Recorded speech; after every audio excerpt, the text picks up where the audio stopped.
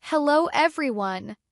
Welcome to Untold History, the channel where we explore the darkest and most forgotten chapters of history, those that are not always taught in textbooks. We are dedicated to bringing to light events, characters, and places that have been ignored and that left a deep mark on humanity. Today we are going to dive into a tragic episode that marked the history of the United States, the Tulsa Massacre of 1921. This event was silenced for decades, but its memory is crucial to understanding how systemic racism can destroy not only lives, but also erase the historical memory of an entire community. Our journey begins in the 1920s, a time of rapid change and tension in the United States. In the midst of economic growth and urban sprawl, there was also deep racial segregation, enforced by Jim Crow laws which separated white citizens from African Americans in all aspects of daily life. In this context, the Greenwood District in Tulsa, Oklahoma, emerged as a symbol of success for the African American community. Known as Black Wall Street, Greenwood was a thriving community where African American businesses, banks, schools, theaters, and even newspapers flourished. In a country where racial discrimination was the norm, it represented an oasis of self-reliance and pride, a place where the community had managed to build its own destiny despite external hostility.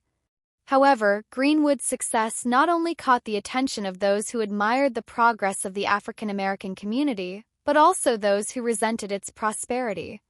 This resentment, fueled by decades of institutional racism and stigmatization, became the spark that unleashed an unprecedented tragedy. On May 31, 1921, a young African-American man named Dick Rowland was accused of assaulting Sarah Page, a white woman, in an elevator. Although the details of what happened were never fully clarified and the evidence was scarce, the news spread, fueled by the tabloid press of the time. The Tulsa Tribune, one of the main local newspapers, published an incendiary article that not only recounted the alleged attack, but also included an editorial inciting the lynching of Rowland.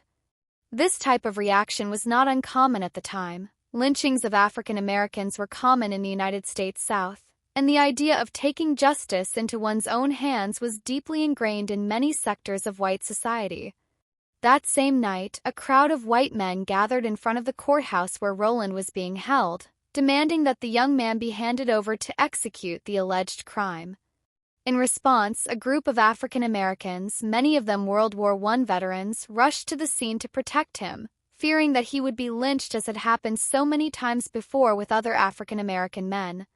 This attempt at defense was seen as a provocation by the white crowd, which sparked an armed confrontation that quickly spiraled out of control. In the early morning of June 1, 1921, the situation erupted into unprecedented violence. A white mob of more than 1,000 people, armed and organized, headed towards Greenwood with the clear objective of destroying the community. What followed was a veritable massacre. The attackers began to set fire to homes, businesses, churches, and schools. In addition, testimonies from the time indicate that private planes were used to drop firebombs on Greenwood, marking one of the first aerial bombardments on American soil. This air raid, added to the violence on the street, turned Greenwood into a battlefield, where the destruction was merciless. The toll of the massacre was devastating. An estimated 100 to 300 people were killed, although the exact figure has never been confirmed due to lack of documentation and the hiding of bodies in mass graves. More than 1,200 homes were destroyed and thousands of African American residents were left homeless and without means of subsistence. Community that had worked tirelessly to thrive was dismantled in a matter of hours. Survivors were forced to flee the city or live in precarious conditions in makeshift refugee camps. But the Greenwood tragedy did not end with violence. After the massacre, local and state authorities offered no help to the victims. On the contrary, they blamed the African American community itself for the violence. Many African Americans were arrested for rioting, while those responsible for the massacre went unpunished. Insurers, for their part, refused to compensate the owners of destroyed businesses and homes, claiming that the damage was the result of civil unrest. This denial of justice and reparation further compounded the pain and loss suffered by the community. Most disturbingly, for decades, the Tulsa Massacre was erased from history. The media was silent about the event. In schools, the massacre was not taught, and many descendants of the survivors grew up without knowing about it. This institutional silence not only perpetuated injustice, but also contributed to a loss of historical memory that affected generations. It was not until the end of the 20th century that it began to receive the attention it deserved. In 1997, a state commission was established to investigate the facts and offer recommendations on possible reparations. As forgotten testimonies, documents, and evidence came to light, mass graves were discovered and memorials began to be erected in memory of the victims. This resurgence of historical memory culminated in 2021 when the United States commemorated the centennial of the massacre with official acts of recognition.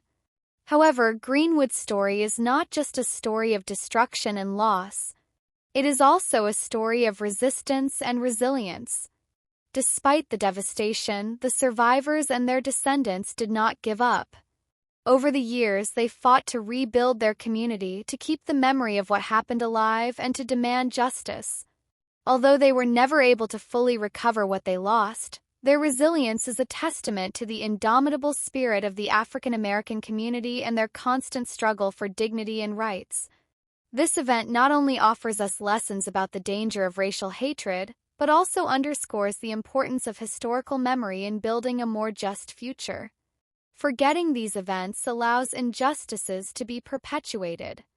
Remembering them invites us to reflect on the past and take steps so that nothing like this is ever repeated. Thank you for joining us for this episode of Untold History. We hope this tour has offered you a new perspective on the history of racial discrimination in the United States. Don't forget to leave your comments, share this video, and subscribe to the channel if you want to continue exploring hidden and forgotten stories. Every week we bring new episodes with events and figures that, although little known, deserve to be remembered. From stories of resistance to stories of overcoming, in Untold Story you will always find something new and interesting to learn. Remember, history is not just a collection of data, but a powerful tool for justice and equality. Until next time.